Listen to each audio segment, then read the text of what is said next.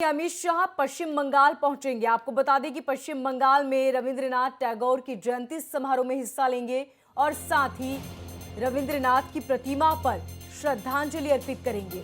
विकास की कई परियोजनाओं की सौगात आम जनता को देंगे। साथ ही कोलकाता के ठाकुरबाड़ी में गुरुदेव रविंद्रनाथ की प्रतिमा पर श्रद्धांजलि अर्पित करेंगे।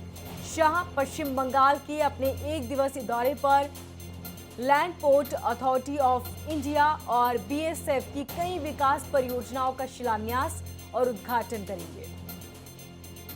तो एक दिन के लिए पश्चिम बंगाल पहुंचेंगे अमित शाह, जहां पर रविंद्रनाथ टैगोर को श्रद्धांजलि अर्पित करते नजर आएंगे। ज्यादा जानकारी के लिए हमारे संवाददाता अंकित हमारे साथ जुड़ चुके हैं। अंकित, पूरा कार्यक्रम क्या रहने वाला है और इसको लेकर किस तरह की तैयारियां?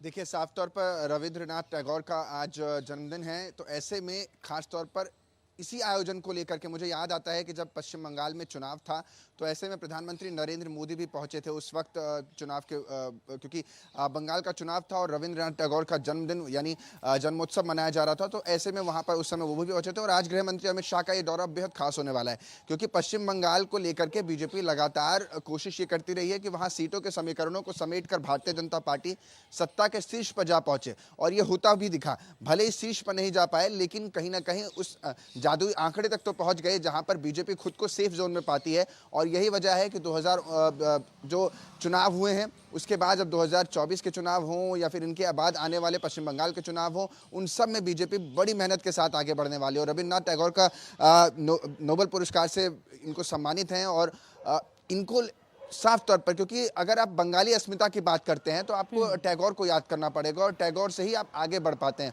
और यही वजह है कि अमित शाह का ये दौरा अपने आप में खास हो जाता है।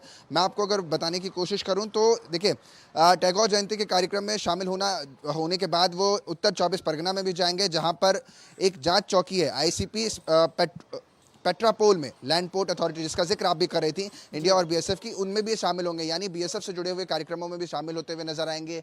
इस कार्यक्रम में भी शामिल होंगे। सांस्कृतिक कार्यक्रम है जिसको बीजेपी और पश्चिम बंगाल के मुख्यमंत्री ममता बनर्जी भी इसमें शामिल होने की उनकी भी गुंजाइश जताई जा रही है, क्योंकि बड़े स्तर पर मनाया जाता है और खासतौर पर ये एक दिवसीय दौरा रखा गया है।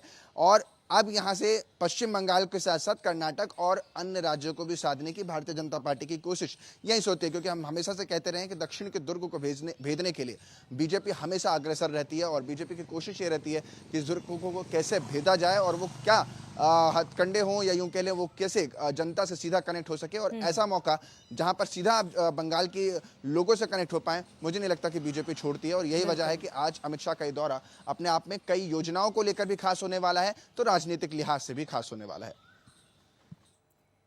अंकित, ये भी समझना चाहेंगे कि किस वक्त ये प्रोग्राम होगा और इसको लेकर किस तरह की तैयारियां, चूंकि आपने बताया कि हो सकता है कि ममता बनर्जी भी शामिल हों। देखिए, गृह मंत्री जो है कोलकाता के साइंस सिटी में एक घरेलू फिल्म का आयोजन भी किया जाएगा, जिसको ल्यूमिनरीज ऑफ बंगाल के नाम से कार्यक्रम रखा जाएगा, वहां पर भी शिरकत करेंगे। तो यानी आज सुबह से ही कार्यक्रम है, तो 3 से 4 कार्यक्रमों में जाना है। पहले जो ये कार्यक्रम रखा गया है उसमें जाएंगे, उसके बाद बीएसएफ के साथ जाएंगे, उसके बाद फिल्म का आयोजन, तो यानी तमाम कार्यक्रम होंगे। लेकिन देखना दिलचस्प होगा, क्योंकि पिछली बार ये कहा जा रहा था कि जहां ममता बनर्जी होंगी, क्योंकि बीजेपी और इसमें टीएमसी में दोनों में काफ़ी टक्कर नज़र आ रही थी, तो ऐसे में ममता बनर्जी वहां पहुंचती कार्यक्रम में कि नहीं, ये सभी को इसकी शंका थी। लेकिन ममता बनर्जी पहुंची भी और उन्होंने प्रधानमंत्री नरेंद्र मोदी के साथ तमाम जो हॉल हैं वो भी उन्होंने घुमाए, म्यूजियम भी घुमाया था, और उसके बाद राजनीति भी वहां से हुई थी, क्योंकि उसी मंच से उन्होंने कई सारी बातें भी कहती हुई नजर आई थी।